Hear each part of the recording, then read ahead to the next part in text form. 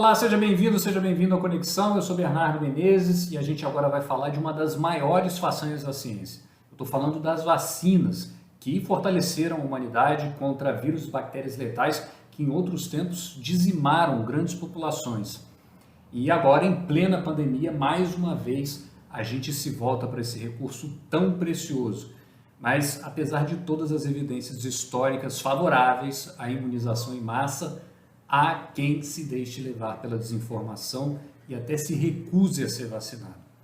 A gente vai conversar um pouco sobre as vacinas que mudaram, trouxeram grandes benefícios para a saúde pública e também salvaram muitas vidas. Quem vai me ajudar nessa reflexão é o infectologista Guido Levi, que é integrante da Sociedade Brasileira de Imunizações, e também conosco está o ex-jogador da Seleção Brasileira de Vôlei Sentado, o Mauro Vilarim. Vamos então receber nossos convidados aqui no Conexão. Olá, tudo bem? Bem-vindos, uma alegria tê-los aqui. Todos bem? Boa tarde. Tudo bem, tudo ok.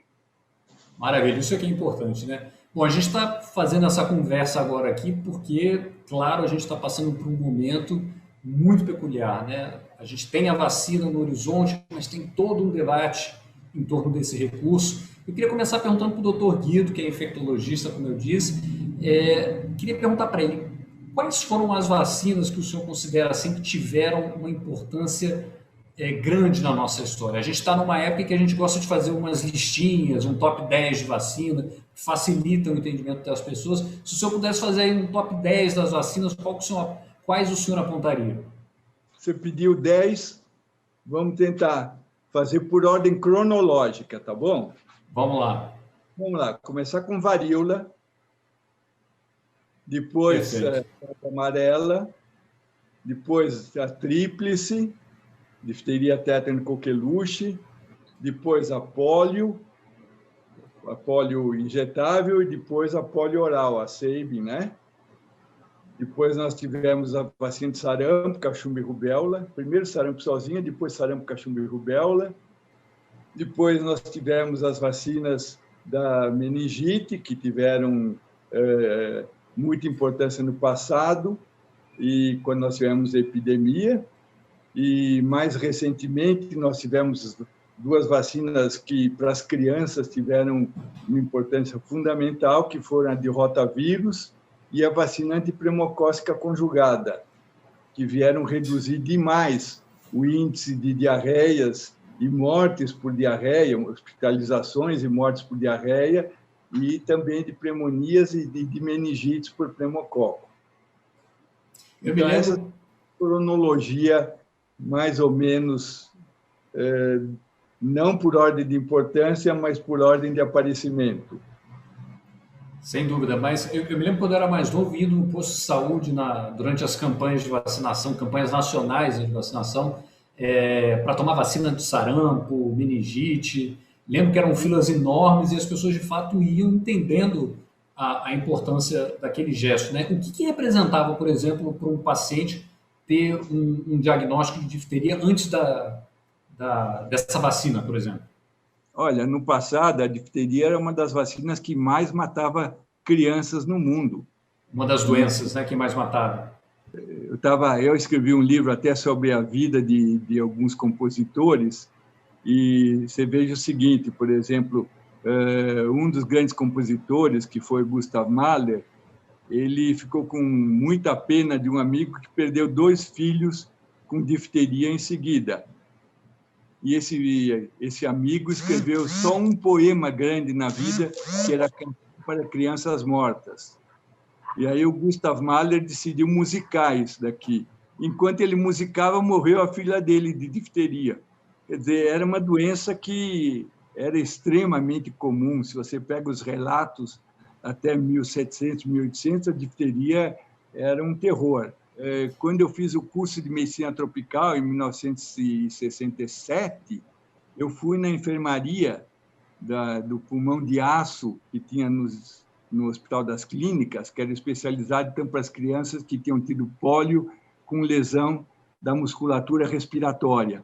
E estava cheio de crianças lá. E hoje a pólio existe em 2 países do mundo.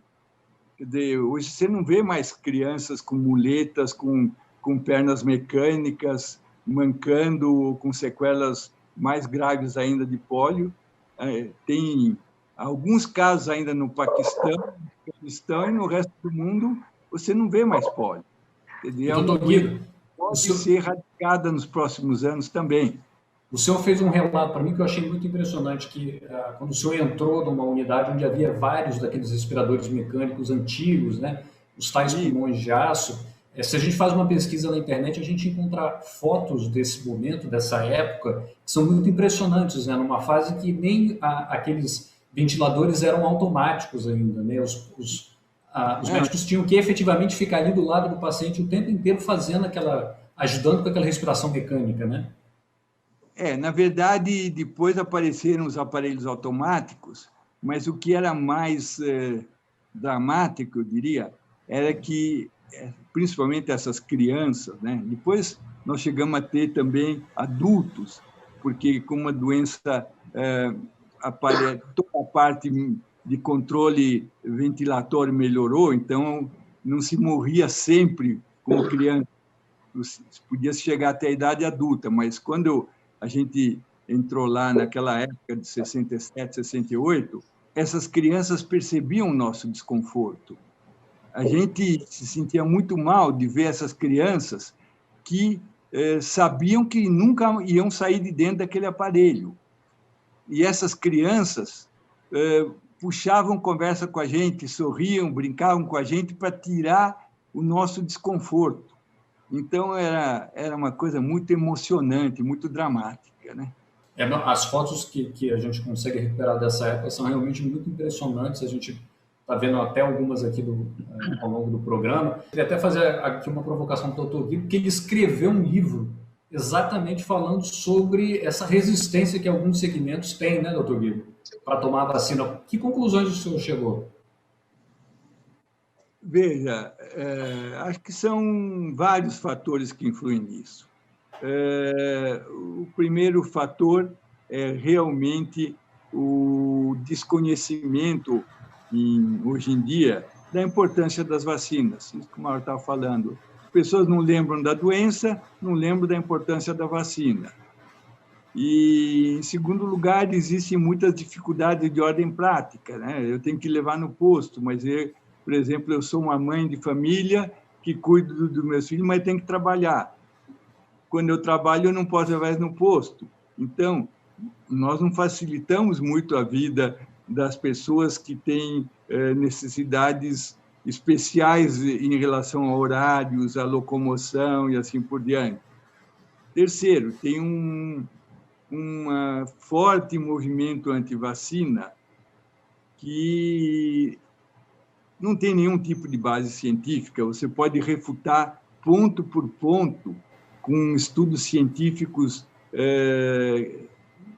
irrecusáveis pela autoridade de quem escreveu, pela qualidade das revistas e dos livros publicados nesse sentido. Mas é uma coisa, às vezes, um pouquinho quase que religiosa, sabe? Eu sou contra as vacinas, e qualquer argumento que você me apresente não vai adiantar nada, porque eu vou continuar sendo contra a vacina. Só que essas pessoas, muitas vezes, são militantes mesmo. Então, por exemplo, eu te contei, numa conversa, um dia particular, que eu tive numa reunião no norte da Itália, em que eles estavam tendo uma queda grande no número de crianças vacinadas. E quando eles foram analisar, na região mais rica da Itália, como é que era a situação na internet, eles verificaram que 75% dos sites eram contra a vacina e só 25% a favor. Então, é fundamental que todo mundo que trabalha na área, que conhece a importância das vacinas, que saiba da sua segurança, a maneira como elas são produzidas, analisadas, etc., tem que fazer um trabalho de divulgação dessas informações para evitar que as fake news tomem conta da cabeça das pessoas.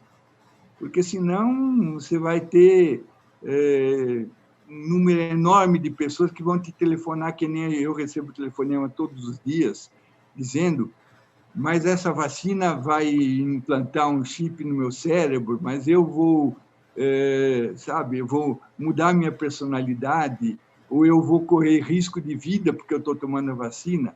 Quer dizer, elas perdem a proporção da importância da doença em comparação com os efeitos colaterais possíveis das vacinas, que são geralmente muito suaves, muito leves. Tem algumas vacinas que podem ter um ou outro efeito colateral mais importante, mas, em geral, os efeitos colaterais da vacina são nada comparados com os riscos da doença. E o, Isso e tem que o, e o pior, é o que tudo indica, de fato, é a desinformação. Essa, sim, é terrível, né? Eu acho que tem muita gente que tem dúvidas, que tem medo da vacina, etc. Mas eu acho que quando a vacina estiver à disposição de todo mundo, vai ter filas dando a volta do quarteirão para tomar vacina. Você vai ver que o número de pessoas que se recusam a tomar vacina vai cair verticalmente quando se perceber como a vacina é bem tolerada, segura e como ela protege a vida das pessoas, evitando as formas mais graves ou até mortais.